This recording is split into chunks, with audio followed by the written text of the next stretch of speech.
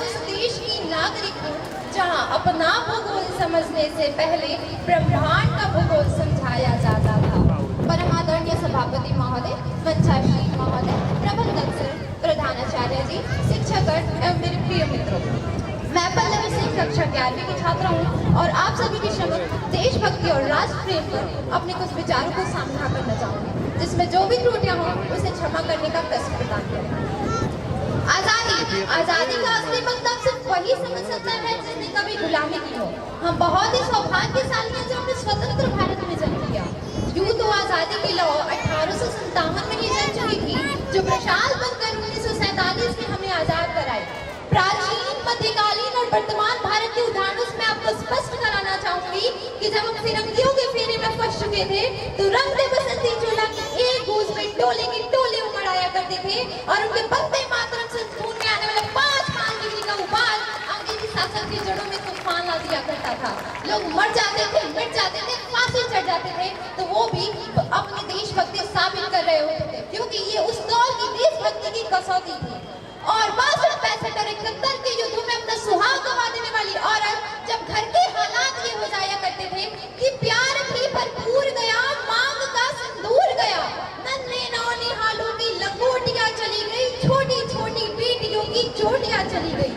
बाप की कमाई गई, भाई की पढ़ाई गई, ऐसा एक विस्फोट हुआ कि पता ही चला नहीं कि जिस्म की ही कई बोटियां चली गई। और आपके लिए तो एक आदमी मरा है साहब, पर मेरे घर की तो रोटियां ही चली गई, पर मेरे घर की तो रोटियां ही चली गई। वाले हालात पैदा हो जाने के बावजूद भी एक माँ अपने बेटे को सरहद पर दुश्मनों की धज्जियां उड़ाने के लिए भेज दिया करती थी और पत्र लिखाकर ये भेजा करती थी कि अम्मा ने पत्र लिखा है बड़े ही चाव से, पुत्र मेरे ना घबरा जाना, एक इंच भी पीछे ना हटना, चाहे इंच इंच कट जाना, चाहे इंच इंच कट जाना।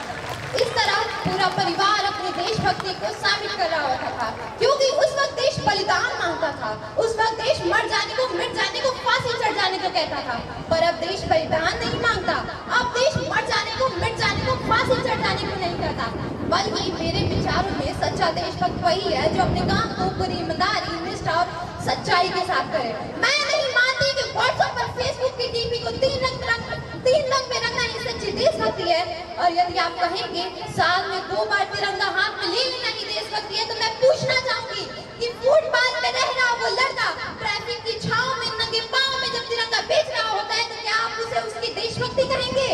नहीं, ये उसकी देशभक्ति नहीं, ये उसकी पेट की भूख की शक्ति है जो इसे इस तरह काम करने में मजबूर कर रही है। क्योंकि ना मस्जिद को जानते हैं, ना शिवालों को जानते हैं, ना मस्जिद को जानते हैं, ना शिवालों को जानते हैं। जो पेट के भूखे होते हैं ना, वो सिर्फ भोजन के निवालों को जानते हैं, वो सिर्फ भोजन के निवालों को जानते हैं।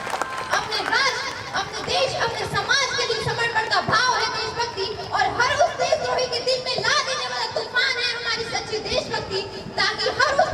देशद्रोही को पता चल सके कि तू परिंदा है तो ये आसमान तेरा है, कि तू परिंदा है तो ये आसमान तेरा है, तू दरिंदा है तो ये शमशान तेरा है, रहना है तो रह इस जमीन में, वरना ये कब्र भी तेरी है और यही कब्रिस्तान तेरा है, वरना ये कब्र भी तेरी है और यही कब्रिस्तान तेरा है।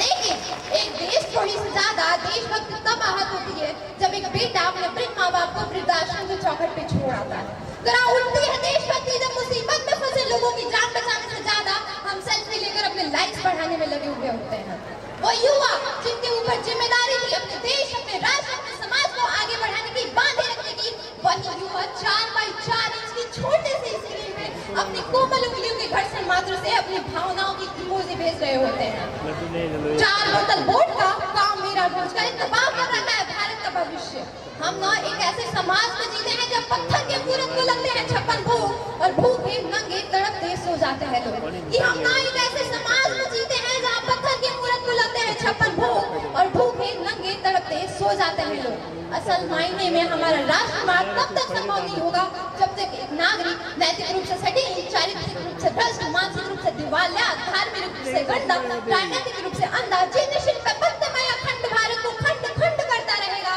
तब तक हमारा राष्ट्रवाद संभव नहीं होगा।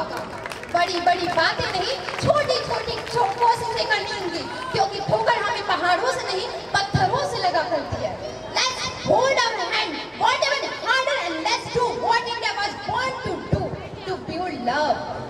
respect, to generate peace. I being an Indian, I being a student, I being a simple daughter of this motherland and feel proud to be an Indian, and I would like to end my say with a quote कि जिस दिन तेरे फतेह का परचम